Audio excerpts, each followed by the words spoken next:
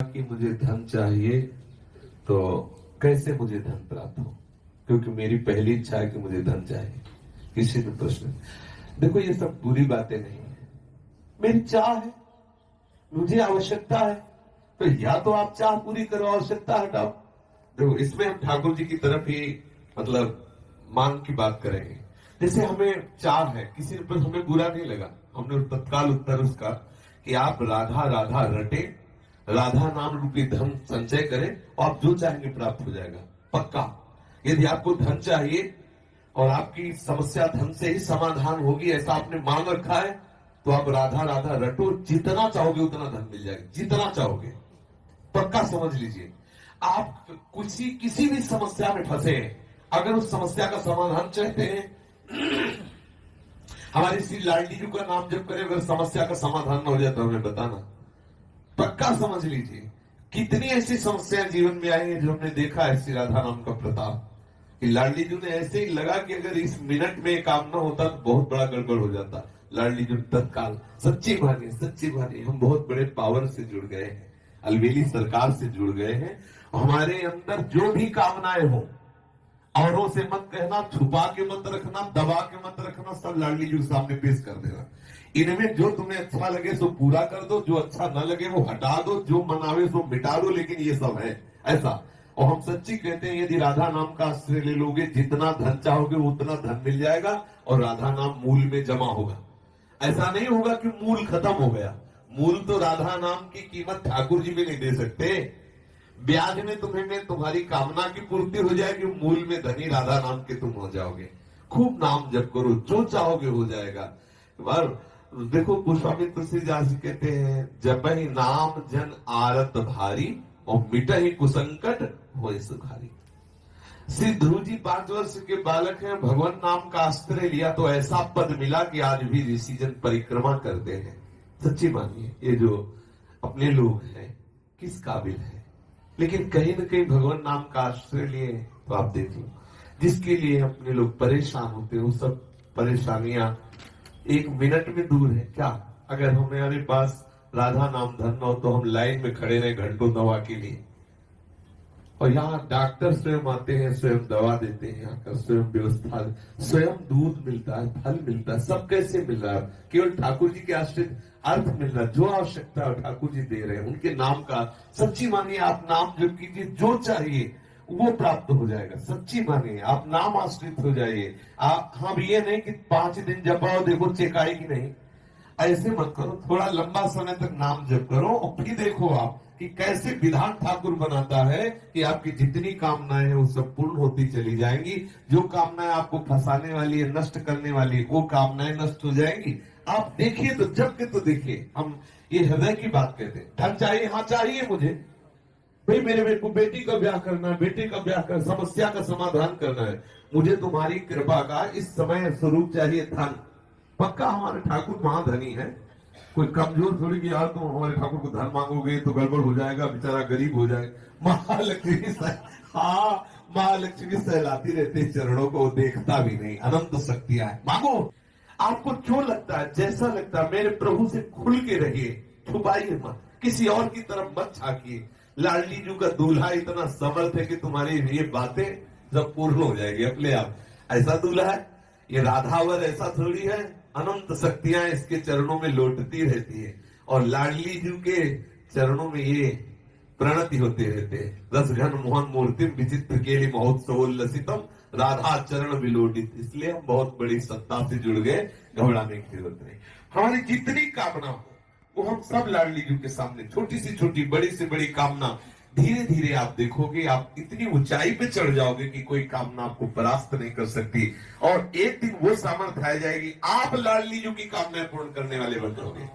देखो हमारे वृंदावन के जो रसिक जन है ना, सहचरी भावापन, लाडली जी से मांगते थोड़ी है, लाडली जी को देते हैं। लाडली जी थारो अविचल रहो जो सुहाग, आठों पैर उनको दुलार करते, लेकिन वो स्थिति हमें प्राप्त नहीं है। बात समझिए, हमें चाहिए लोक व्यवहार, तो हम लाडली जी से जुड़े, लाडली जी से मांगे। एक दिन लाडली जी की कृपा को हमको ऐसी स्थिति प्रदान कर देगी, ऐसे रसिकों के संग से जुड़ा देगी कि हमारी स्थिति में लाडली जी को सुख पहुंचाने की भावना आ जाएगी। आप जुड़िए और चमत्कार देखिए हमारे शिष्य, अनुभव की बात कह रहा हूं, राधा नाम महामहिमा में चमत्कार है, आप प्रयोग करके देख लेना, आपको बिल्कुल, आप विश्वास कर लीजिए, पक्का विश्वास कर लीजिए, छाती की बात, सैकड़ों देखे राधा नाम के चमत्कार, भारी से भारी विपत्ति राधा पुकारते ही बिल्कुल ऐसा दिखाई दिया चमत्कार, गाड़ी पलटने को है, एकदम वो डिवाइडर क्या कहते हैं उसमें चढ़ गई, एकदम रात्रि का समय, राधे श्याम, वहीं बंद गाड़ी, वहीं खड़ी है ऐसे, अगर एक सेकंड चूक जाए पीछे से गाड़ी है, सब चटनी हो जाए, हम लोग भी बैठे थे, ये भी साथ थे, आगे मोटरसाइकिल बिल्कुल पैर में चढ़ने को, राधा वो बंद मोटरसाइकिल है, कितने ऐसे चमत्कार में, और क्या आज हम जीवित हैं, बोल रहे हैं तो इसी चमत्कार से बोल रहे हैं इसलिए राधा राधा राधा, जो चाहिए आपको विश्वास मान लीजिए, ये ऐसा धंधा है कि इसमें घाटा नाम की तो वस्तु है नहीं, मुनाफा ही मुनाफा, इसमें मूल जाएगा नहीं, मूल अविनाशी। हम बोले राधा राधा राधा राधा राधा राधा राधा, ये तो जमा ठाकुर की बैंक में, इसे कोई भी पाप, कोई भी अपराध नष्ट नहीं कर सकता। हाँ, अगर भयंकर अपराध बन जाता है तो राधा राधा नाम बोलने की योग्यता हटा दी जाएगी, लेकिन ये जो राधा नाम बोल चुके, इसका नाश नहीं हो सकता। ये तुम्हें ऐसी जगह से बचाएगा जहां कोई रक्षा करने वाला नहीं, और आप जो चाहोगे वो मिल जाएगा, विश्वास करो, जो चाहोगे। ये लोक की वस्तुएं क्या है, आप सोचो, राधा नाम से कौन सा सुख मिलता है। आज सुबह जब सत्संग प्रारंभ हुआ तो था कि ब्रह्मा जी आवे और कहे कि चलो हमारे ब्रह्मलोक में तुम्हें ब्रह्मा का पद देते हैं, तो वृंदावन के वासी राधा उपासी को ब्रह्मलोक पद अच्छा नहीं लगता। बैकुंठनाथ नारायण आवे और कहे चलो हम अपना पार्षद रूप तुम्हें देते, बैकुंठ में आनंद ले चल के, तो वृंदावन वासी कहता है कि मुझे वृंदावन की नाली का कीड़ा बनना स्वीकार, लेकिन बैकुंठ में नारायण रूप होकर के नहीं, बैकुंठ में ब्रह्मलोक में परमेष्टि पद ब्रह्म रूप होकर के नहीं। आप जरा विचार करिए, ठाकुर के धाम में नाम में कितनी बड़ी सामर्थ्य। ठाकुरायन तो ठाकुर को अधीन किए हुए, ठाकुर के ठाकुर हमारी लाडली जी महाराज है, इसलिए ठसक में रहो। सबकी कामनाओं को पूर्ण करने वाले लालजू की जहां कामनाएं पूर्ण होती, वो दरबार हमारी लाडली जी का है। मांगत लाल लाडिलो नागर, प्रगट भई दिन दिन की चोरी, दान बैरी नवल की हत्यर्पितम मधुपते स्मरताप मुग्रम, निर्वापेति परम शीतल माश्रयामी।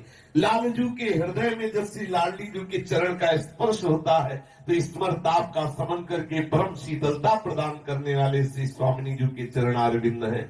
हमारे दैहिक दैविक भौतिक तापों से बहुत काल से हृदय जल रहा है, तो हम क्यों न शीतलता प्राप्त करने के लिए लाडली जू के चरणों का आश्रय।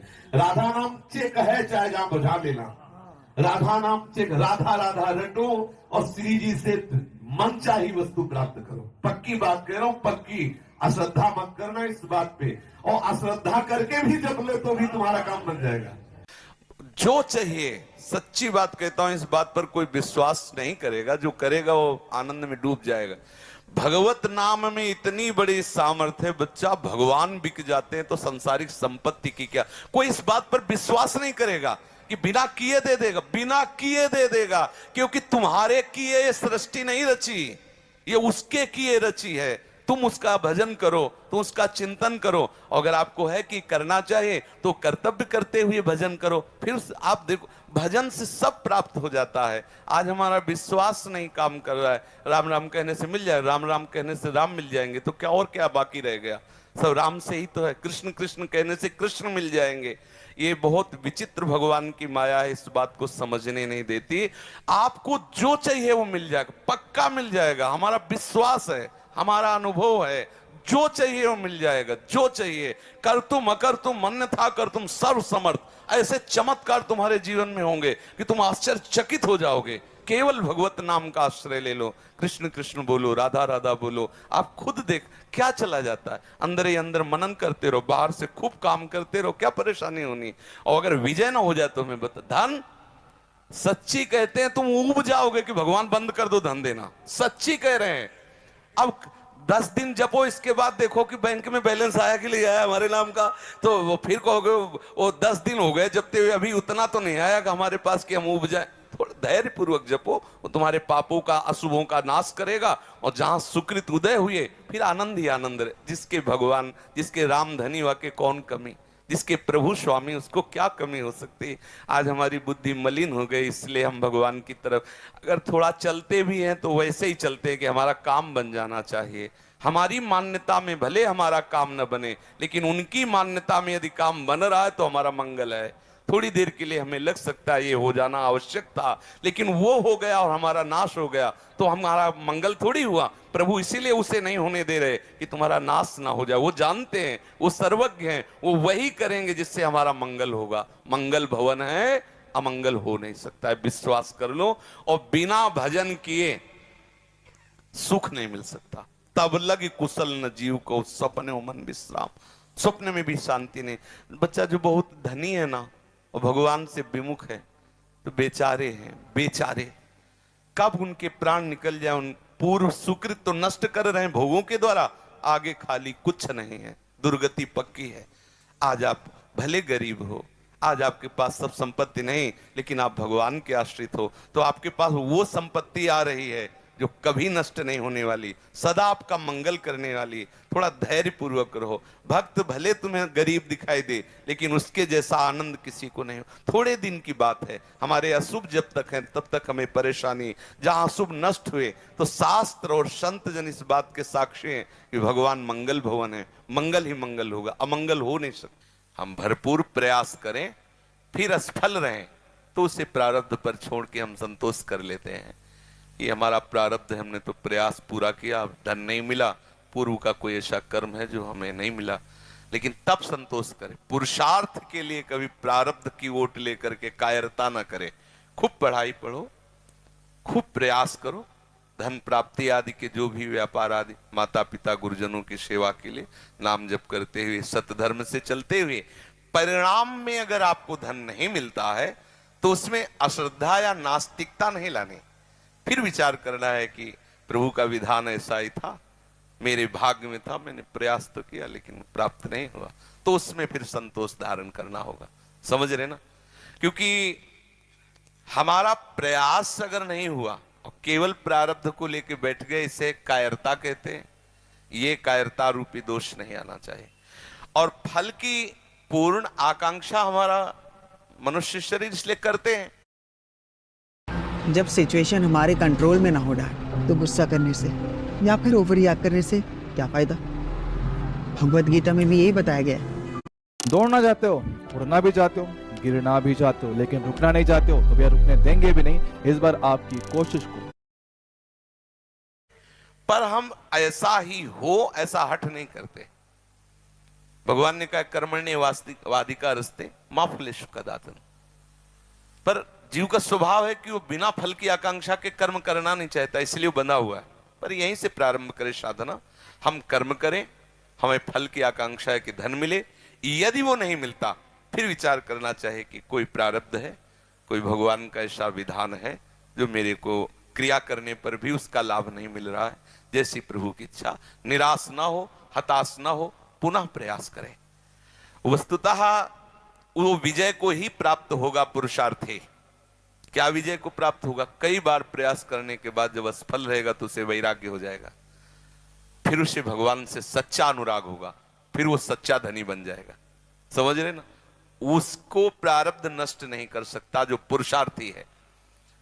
शास्त्रों में आता उत्साह संपन्न मदीर्घ सूत्रम क्रिया विधिज्ञम विष्णे सुसक्तम सूरम कृतज्ञम दृढ़ सौहृदंच लक्ष्मी स्वयं याति निवास हेतु। जो उत्साह से संपन्न रहता हर समय, कभी परास्त नहीं होता। करूंगा 50 बार मुझे मुनाफा नहीं हो फिर भी करूंगा। उत्साह संपन्न मदीर्घ सूत्रम। अरे कल कर लेंगे, दीर्घ सूत्री नहीं, आज अभी इसी क्षण से मैं लगता हूं, अधिक से अधिक मेहनत करूंगा। उत्साह संपन्न मदीर्घ क्रिया विधिज्ञम, क्रिया का विधान जानने वाला हो। मूर्खतापूर्ण क्रिया नहीं, क्रिया का विधि कैसे, किस व्यापार से कौन सा लाभ होता है, उस व्यापार का पूर्ण मर्मज्ञ होना चाहिए, उस क्रिया का पूर्ण मर्मज्ञ होना चाहिए। विष्णे सुशक्तम, जिस व्यापार या नौकरी में लगे उसे खूब मतलब पूर्णतया, जो पद मिले जो कार्य मिले पूर्णतया निभाने की चेष्टा करे। उसमें कायरता, उसमें प्रमाद, उसमें ये कि भाई 8 घंटे काम किसी तरह 8 घंटे निपाटना, ऐसा नहीं। कोई देखे या ना देखे, मेरा प्रभु देख रहा है। व्यसने सुशक्तम, अपने व्यापार में अपनी नौकरी में पूर्णासक्त चित्त होकर के सम्यक रूप से करे। सूरम, बलवान होना चाहिए। कृतज्ञम, दूसरा यदि कोई तुम्हारे प्रति हित का बर्ताव किया है तो उसके प्रति कृतज्ञता होनी चाहिए कि आपने बड़ी हमारे प्रति सहयोग की वृत्ति की, कभी हमें भी सेवा का अवसर मिले। सूरम कृतज्ञम दृढ़ सौहृदंच, हृदय में दृढ़ता होनी चाहिए। कुछ भी बिगड़ जाए मैं ऐसा करके रहूंगा, मर चाहे जाऊं, दृढ़ता। और सौहृदंच, सबसे प्यार का बर्ताव। बोले ऐसे पुरुष के आगे प्रारब्ध परास्त हो जाता है और लक्ष्मी स्वयं याति निवास है, तो स्वयं लक्ष्मी चल के उसके घर में आने लगती है। इसलिए परास्त होने की तो जरूरत नहीं है। अगर कहीं परिणाम हमें कई बार निष्फलता लगती तो हमें फिर भी निराश होने की जरूरत नहीं, हम उत्साह संपन्न होकर लगते रहे। जैसे आप पढ़ाई पढ़ रहे हो, मान लो फेल हो गए, तो कुछ बच्चे ऐसे हैं जो अल्पज्ञता के कारण वो विचार करते अब तो फेल हो गए। माता पिता भी ऐसे अल्पज्ञ हैं कि उनको मानसिक टॉर्चर करने लगते, इतना पैसा लगाया तुम फेल हो गए, तो वो बच्चे आत्महत्या करने के लिए उतारू हो जाते हैं। कभी भी ऐसा किसी को भी नहीं करना चाहिए। अगर अपना बच्चा फेल हो रहा है तो उसे प्रोत्साहन देना चाहिए, कोई बात नहीं, इस बार फेल हो गए तो आगे जरूर पास होगे। वो बातें छुड़वाओ उसकी, जिससे उसकी पढ़ाई में विरति हो रही, पढ़ाई में वो चित्त नहीं दे पा रहा, वो दोष छुड़वाओ, उसको पढ़ने का प्रयास करवाओ। अगर वो फिर भी फेल हो जाता है तो फिर भी प्यार करो। ऐसा करने से हमारा उत्साह बढ़ता है। हालांकि अगर विरोध भाव आ जाता है तो आजकल जैसे सुनने को मिलता है कि बच्चे आत्महत्या आदि ऐसे दोषों से, बहुत बड़ी हानि का विषय। कभी इतना निराश ना हो जाए कि जीवन से निराश आ जाए कि मम्मी पापा इतना मेहनत करके अर्थ कमाते हैं और मैं उसको पढ़ाई में खर्चा, पास नहीं हुआ, अब क्या करना चाहिए, अब तो आत्महत्या कर लेनी चाहिए। ऐसे विचार कभी नहीं आने चाहिए, समझ रहे हो ना। क्योंकि आशा हमारी कभी टूटे ना और निराशा कभी हमें परास्त न कर पाए, ये बात जीवन में हर एक व्यक्ति को ध्यान रखना चाहिए, संसार में भी और परमार्थ में भी। हम जिस मार्ग में चल रहे हैं भगवान हमें सहयोग देंगे, हम पूर्णतया उसमें प्रयासरत रहें और इसमें निष्फलता भी सफलता होगी। प्रयासवान पुरुष कभी भी परास्त नहीं होता, उसका फल होता है। जैसे आप बहुत बार इस सब करके हार गए तो आपको वैराग्य हो जाएगा और पूर्ण आश्रय भगवान से हो जाएगा, क्योंकि आप सच्चे हो ना। तब आपको लगेगा कि प्रभु क्या आपकी कृपा में कोई कमी है ना, तब तो कृपा सच्ची मानिए। जिस समय अंतःकरण से प्रभु के आश्रित होगे उसी समय कोई ना कोई ऐसा मार्ग निकल आएगा जिसमें आप पूर्ण सफल हो जाओगे। प्रयासरत पुरुषार्थ करने वाला पूर्ण निष्फल कभी हो ही नहीं सकता। प्रारब्ध नाना प्रकार की बाधाएं उसको परास्त करेंगे माना, लेकिन वो विजय को प्राप्त होगा, क्योंकि पुरुषार्थी है, वो उत्साह से संपन्न है, वो क्रिया की विधि को जानने वाला है, दृढ़ता पूर्वक क्रिया करने वाला, इसलिए परिणाम उसका मंगलमय होगा। समझ गए। पढ़ाई में भी और व्यापार में भी लोक में धन की आकांक्षा होती है। आकांक्षा करना कोई पाप नहीं है, क्योंकि इस व्यवहार मार्ग में धन की आवश्यकता होती है, पद की आवश्यकता होती है, जिससे परिवार का पोषण, समाज की व्यवस्था चलती है। तो कोई दोष नहीं है, कामना करो और उसके अनुसार कर्म करो। परिणाम ना मिले तो भगवान के ऊपर ऐसा मान के कि कोई मंगल विधान है, कोई हमारा ही प्रारब्ध है, संतोष धारण करो, फिर अगला प्रयास करो। कभी अपने को निगेटिव भाव में ना खड़ा करे। समझ रहे।